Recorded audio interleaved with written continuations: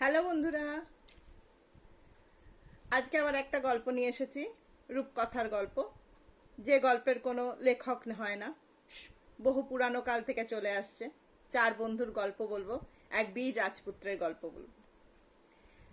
গল্পটি যদি তোমাদের ভালো লাগে তাহলে লাইক করো, শেয়ার করো আর সাবস্ক্রাইব করতে ভুলো না। তাহলে শুরু করি আমার নতুন গল্প, চার বন্ধু। তারা ছিল চার বন্ধু: রাজপুত্র, মন্ত্রীপুত্র, সওদাগর পুত্র আর কোটাল পুত্র। চারজনের খুব ভাব। তারা খাওয়া শোয়া ছাড়া বাকি সময় চারজনে একসাথে থাকে। তারা আড্ডা মারে, ঘোড়ায় চড়ে ঘুরে বেড়ায়। এসব দেখে রাজা বা মন্ত্রী, কোটাল, সওদাগর সবাই ভাবলো, একদিন মিটিং করে বলল যে এরা তো কোনো কাজকর্ম শেখারও চেষ্টা করে না, কিছু করেও না। তখন এদের শাস্তি দেওয়ার একটা উপায় বার করলো। তো সবাই বলে দিল তার স্ত্রীদের, আজকে তারা ছেলেরা খেতে এলে তাদের থালায় একটুকু ছাই দেবে, ভাত দেবে না। তো সবাই তিনটে ছেলেরই, সওদাগর পুত্র, কোটাল পুত্র, মন্ত্রীপুত্র বাড়িতে যেতে তাদের মায়েরা ছাই দিল। কি করবে, কষ্ট পেয়েও দিতে হলো, স্বামীর আদেশ। কিন্তু রানী পুরো ছাই দিতে পারলেন না, ভাত তরকারি দিয়ে তার কোনায় একটু ছাই রেখে দিয়েছিল।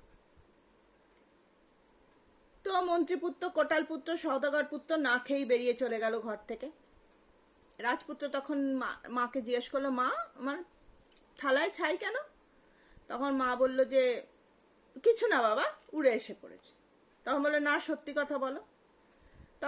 তখন সবকিছু বলে দিল যে রাজার আদেশ, তাই জন্য। তখন রাজপুত্র না খেয়ে বেরিয়ে গেল। নিয়ে ওরা চারজনে এক জায়গায় মিট করে বলল, চলো আমরা দেশ ভ্রমণে বেরিয়ে যাই, সেখান থেকে আমরা কিছু বড় হয়ে আসব। বলে তারা বেরিয়ে গেল, চারজনে চারটে ঘোড়া নিয়ে। এবার চারজনে একটা জায়গায় এসে সেখানে পাগড়ি দিয়ে একটা নিশান তৈরি করে চারজনে বলল, এই যে চারটে পথ যাচ্ছে, আমরা চারটে পথে চারজনে বেরিয়ে যাব। বেরিয়ে গিয়ে আমরা আমাদের ভাগ্য সন্ধান করে এখানেই ফিরে আসবো, যে আগে আসবে সে অন্যদের জন্য অপেক্ষা করবে। এই বলে তারা বেরিয়ে পড়লো। ঘোড়া ছুটিয়ে যাচ্ছে, ঘোড়া ছুটিয়ে যাচ্ছে, ঘোড়া ছুটিয়ে ছুটিয়ে তারা কোথাও কিছু জনপ্রাণী কিছু দেখতে পাচ্ছে না, কোথাও গ্রাম দেখতে পাচ্ছে না। আবার তারা এসে একটা বনের ধারে উপস্থিত হলো, চারজনে একসাথে চারিদিক থেকে ঘুরে এসে। তখন রাজপুত্র বলল, দেখো এটা কোনো মায়ার শহর মনে হচ্ছে, কোনো রাক্ষসী মায়া জালে রেখে দিয়েছে, তাহলে একটু খুব সাবধানে থাকতে হবে। তো আমরা দেখি কিছু খাওয়া দাওয়া জোটাই, তারপরে আমাদের খিদে পাচ্ছে, তো খাওয়া দাওয়া জোটাই, তারপরে আমরা যাব দেশ বিদেশে, রাস্তায় কোথায় যাওয়া যায়। বলে তারা ঘুরতে লাগলো এদিক ওদিক। কিন্তু এমনই বন, তোমরা ভাবতে পারবে না, বনে একটা পশু পাখি, গাছপালা সব ন্যাড়া, পশু পাখি কিছু নেই, মানে একদম কিরকম নিস্তব্ধ থমথমে বন। তখন এ বলল কি, রাজপুত্র বলছে খুব সাবধানে পা চলে চলতে হবে, কারণ এ মনে হচ্ছে ঠিক ভালো বন নয়। তারপর তারা কিছু দূর যাবার পর দেখতে পেলো একটা ভেড়ার মাথা পড়ে আছে, ভেড়ার মাথা। তখন মন্ত্রীপুত্র বললো, ওই তো পড়ে আছে ভেড়ার মাথা, ওটাকেই আমরা রান্না করে খেয়ে দে, রাত্রে বিশ্রাম নিয়ে তারপর আমরা বেরিয়ে যাব বন থেকে। তাহলে ঠিক আছে চলো। বলে মন্ত্রীপুত্র গেল জল আনতে, সওদাগর পুত্র গেল কাঠ আনতে, আর কোটাল পুত্র গেল সমস্ত কিছু জোগাড় জান্তি করতে, যে কোথায় কি পাওয়া যায় এসে ওটাকে রান্না করে খাওয়া দাওয়া করবে। রাজপুত্র আর গেল না, ক্লান্ত হয়ে গেছিল, একটা গাছের নিচে সে ঘুমিয়ে পড়ল। এবারে সওদাগর পুত্র ফিরে এলো, এসে দেখলো যে কেউ আসেনি। তখন সেই মাথাটাকে কেটে পরিষ্কার করে মাংসটা ভাবলো রেডি করে রাখি, তারপরে দেখা যাবে।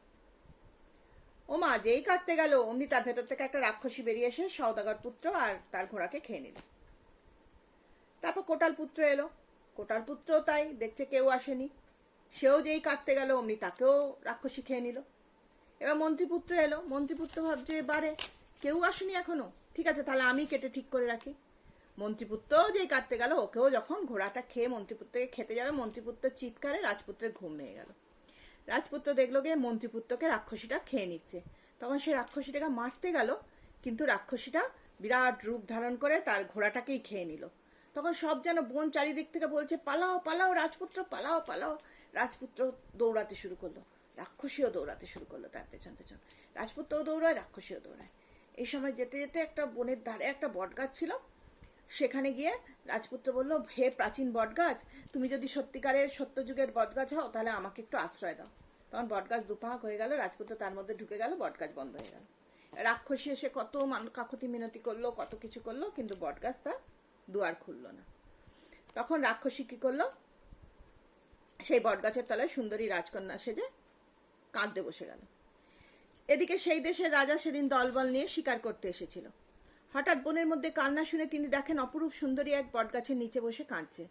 রাজার সঙ্গে সঙ্গে চতুর্দোলায় করে মেয়েটিকে রাজপুরীতে নিয়ে গেল, তারপর তাকে বিয়ে করলো। রানী হলে কি হবে, আসলে তো সে রাক্ষসী। রাক্ষসীর মনে সেই একই চিন্তা, কি করে রাজপুত্রকে খাওয়া যায়। কিন্তু সে করলো কি, বাসি ভাত আর পচা তেঁতুল খেয়ে জ্বর বাঁধিয়ে বসলো, আর বিছানার নিচে পাটকাঠি রেখে দিল, নিয়ে এপাশ ওপাশ করে আর মরমর করে আওয়াজ হয়। রাজা তো রানীর অসুখের খবর পেয়ে ছুটে এলো, দেখে রানীর তো খুব জ্বর, এপাশ ওপাশ যায়, মরমর শব্দ হয়। রানীকে জিজ্ঞেস করলো, তোমার কি অসুখ করেছে? রানী বললো, আমার হাড় মরমরি রোগ হয়েছে। রাজা বললো, সত্যি তো, এদিকে গেলে হাড় মরমর করে, ওদিকে গেলে হাড় মরমর করে। তখন রানীকে কষ্ট করে কেঁদে কুদে ফুপিয়ে কাঁদিয়ে উত্তর বলল যে আমার তো খুব কষ্ট হচ্ছে, আমার চিকিৎসার দরকার আছে। তখন রাজা তো বৌদি ঠদ্দি ডেকে সমস্ত ব্যবস্থা করলো, কিন্তু কেউ কিছু চিকিৎসা করতে পারলো না। তখন রানী বলল যে আমার তো এভাবে রোগ সানবে না, এই ওষুধের জন্য, এই চিকিৎসার জন্য ওষুধ একটা স্পেশাল আছে, একটা সত্যিকারের অন্য ওষুধ আছে। কি ওষুধ না, বনের যে বট গাছটা আছে বনের ধারে যেখানে আমি বসে কাঁদছিলাম, সেই গাছটা কেটে তার ধোঁয়া দিলে আমার অসুখ সেরে যাবে। ব্যাস, সঙ্গে সঙ্গে রাজার লোকেরা গিয়ে বট গাছ কাটতে শুরু করলো। গাছের ভেতর রাজপুত্র বুঝতে পারলো এবার সে খুব বিপদে পড়েছে। সে তার বটগাছকে বলল যে হে সত্যযুগের বটগাছ, আমাকে বাঁচাও, আমাকে একটা ফল করে তোমার নদীর জলে ফেলে দাও। সে সঙ্গে বটগাছ টুক করে একটা ফল হয়ে নদীর জলে রাজপুত্র পড়ে গেল, আর যেই পড়লো অমনি ফলটাকে কপ করে একটা কাতলা মাছ খেয়ে নিল, বিরাট বড় কাতলা মাছ। এদিকে রাজ্যের লোকেরা বটগাছ কেটে রানীর ঘরে খুব ধোঁয়া দিচ্ছে, তো রানীর অসুখ সারে না। রানী বলল, রানী তো সব জানতে পেরে গেছে। রানী বলল যে এই ধোঁয়াতে এখন সারবে না, বটগাছের পাশের পুকুরে যে বুড়ো কাতলা মাছটা আছে তার গিলে ফেলা পেটের মধ্যে যে ফলটা আছে সেটা খেলে সারবে। তখন সবাই মিলে ধানা দিল পুকুরে, বুড়ো কাতলাটাকে ধরা পড়লো, তার পেট চিরে জেলেরা কিছুই পেল না। কি করে পাবে, রাজপুত্র তাকে বলেই দিয়েছে যে হে বুড়ো কাতলা গাছ, আমাকে বুড়ি গুগলি বানিয়ে দাও। তো বুড়ো কাতলা ওকে গুগলি বানিয়ে পুকুরে ছেড়ে দিয়েছে। তো রাজা তো এবার মাথায় হাত দিয়ে বসবেন, তাহলে রানীর অসুখ সারবে না। এদিকে রাজপুত্রের কি হলো, রাজপুত্র তো পুকুরে গুগলি হয়ে আছে। শিবু ধপার বউ পুকুরে গেছে, যে গুগলিটা তার পায়ে লাগতে, গুগলিটা তুলে ধরতেই ভাঙতেই তার মধ্যে থেকে রাজপুত্র বেরিয়ে এসেছে। তখন সে ভয় পেয়ে গেছে। তখন রাজপুত্র বলল, তুমি ভয় পেও না, আমি রাজপুত্র, বলে সে সব বলল। তখন শিবুধপার বউ কি করলো, রাজপুত্রকে নিজের ঘরে নিয়ে গিয়ে তাকে রেখে দিল।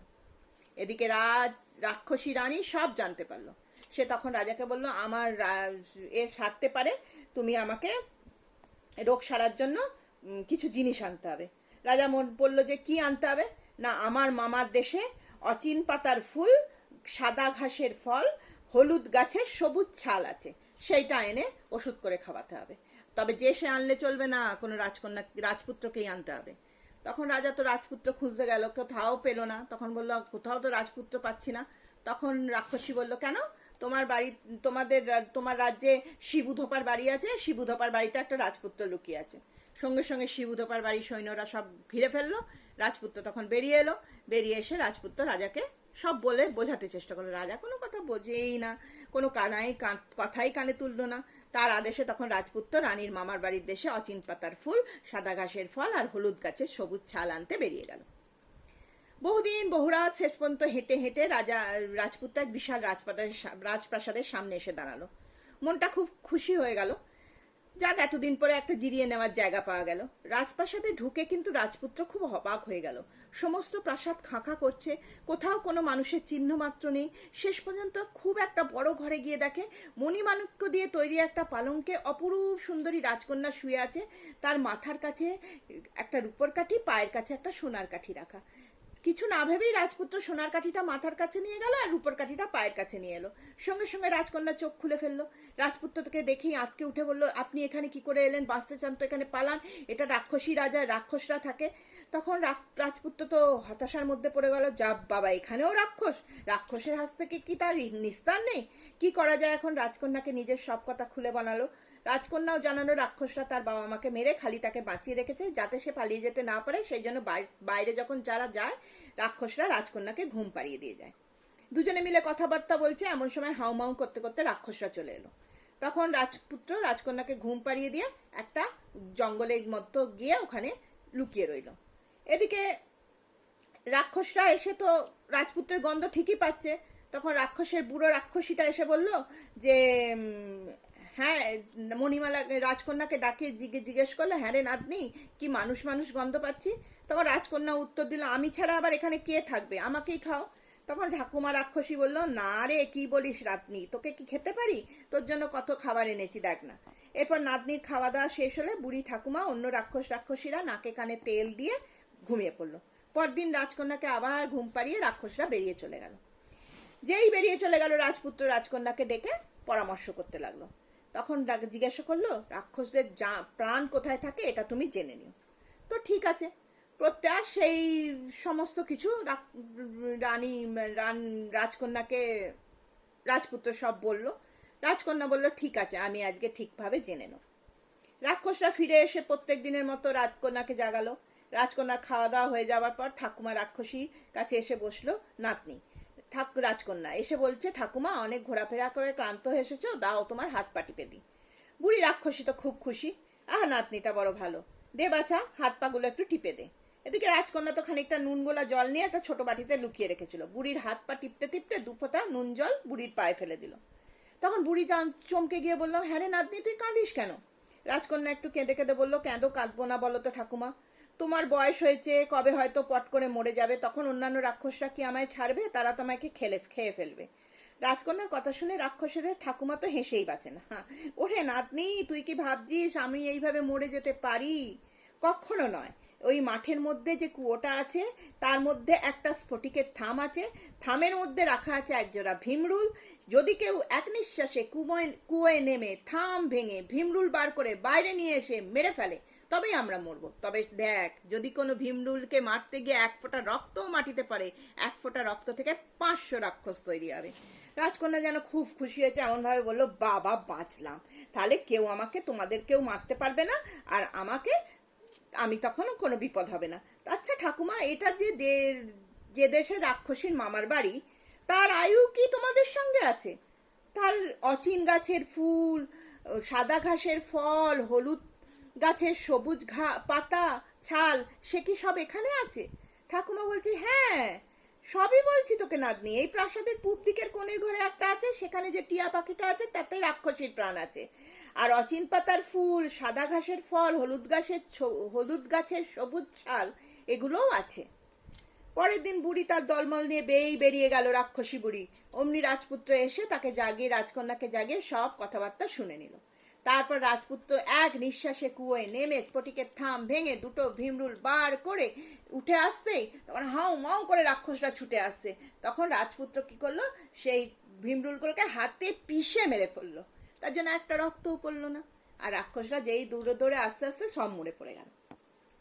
তারপর ভীমরুলটাকে মেরে, রাক্ষসদের মেরে, সেই পূর্ব দিকের ঘরে রাজপুত্র ঢুকলো। নিয়ে সেই টিয়া পাখি, অচিন পাতার ফুল, তারপরে সেই হলুদ গাছের সবুজ ছাল, সমস্ত নিয়ে রাজপুত্র সাদা ঘাসের ফল সব নিয়ে, দেখলো সব সাজানো আছে, সব নিয়ে রাজকন্যাকে নিয়ে সেই দেশে, যে রাজ্যে রানী রাক্ষসী বাস করতো, সেই দেশে চলে গেল। রাজাকে গিয়ে বলল, মহারাজ, আমি সব নিয়ে এসেছি, তবে এই ওষুধ কিন্তু আলাদা দেয়া যাবে না, এখানে আপনার রানীকে ডাকতে হবে। তো রানীকে সবাই ডাকাত কথা বলতে, রানী তো ভয় পেয়ে গেল, জানলো তো সবই তো এনেছে, তাহলে আমার তো প্রাণ তো এবার যাবে, তাহলে আমি গিয়ে সবাইকে খেয়ে ফেলি। তো রাক্ষসী যেই এসেছে, সঙ্গে সঙ্গে টিয়া পাখিটা রাজপুত্র বার করেছে। টিয়া পাখিটা দেখে রাক্ষসী তো নিজের রূপ ধারণ করে সবাইকে গিলতে যাচ্ছে, রাজাকেই প্রথমে খেতে যাচ্ছে। তখন তখন রাজপুত্র বলছে, আমি কিন্তু তোমার ঘাড় মটকে দেবো, তুমি আগে আমার মন্ত্রীপুত্র, কোটালপুত্র, সওদাগর পুত্রকে বার করে দাও, নইলে আমি তোমাকে মেরে ফেলবো। তখন রাক্ষসী তাদেরকে বার করে দিল। তো রাজপ্রাসাদে সবাই দেখে তো অবাক হয়ে যাচ্ছে, কি রানীটা রাক্ষসী হয়ে গেল। তারপরে কি করলো, যেই বার করে দিল অমনি পাট করে মাথাটা, টিয়া পাখির মাথাটা মুটকে ভেঙে দিল। ব্যাস, রাক্ষসী ওখানে মরে গেল। তো সবাই খুব করলো, রাজপুত্রকে বাহবা দিতে লাগলো। তারপরে সবাই হাঁপ ছেড়ে বাঁচলো। রাজপুত্র বাকি 3 বন্ধু আর রাজকন্যাকে নিয়ে নিজের দেশে ফিরে গেল। আর যে রাজাকে রাক্ষসী রানীর হাত থেকে বাঁচালো, সেই রাজা তাকে প্রচুর ধনরত্ন উপহার দিল। এবার দেশে ফিরে 4 বন্ধু পেল বীরের অভ্যর্থনা। সবার বাবা মার কানেই ছেলেদের বীরত্বের কথা পৌঁছেছিল। তারাও এবার আদর করে ছেলেদের বুকে টেনে নিল। এবার খুব আনন্দে সবার দিন কাটতে লাগলো। তাহলে শুনলে বীর রাজপুত্রের গল্প। বীর হতে গেলে মনে সাহস থাকতে হয়। বীর হওয়া তো সোজা নয়। বীর তোমরা সবাই হতে পারো, মনে সাহস থাকলেই হতে পারো। সাহস করে শত্রুর সঙ্গে মোকাবিলা করতে হয়। দুষ্ট লোকেরা আমাদের ক্ষতি করতে চায়, তাদের ক্ষতি রুখতে গেলে আমাদের সাহস করে এগিয়ে যেতে হবে, আমাদের লড়ে যেতে হবে। তাহলে আমরা দুষ্টদের চরম শাস্তি দিতে পারবো। দুষ্টদের শাস্তি না দিলে না, তারা আরো কিছু দুষ্টুমি করে অন্য লোকের জীবন বরবাদ করে দেবে। তো তাহলে সাহস অর্জন করো। তাহলে আমার গল্প এখানেই শেষ হলো।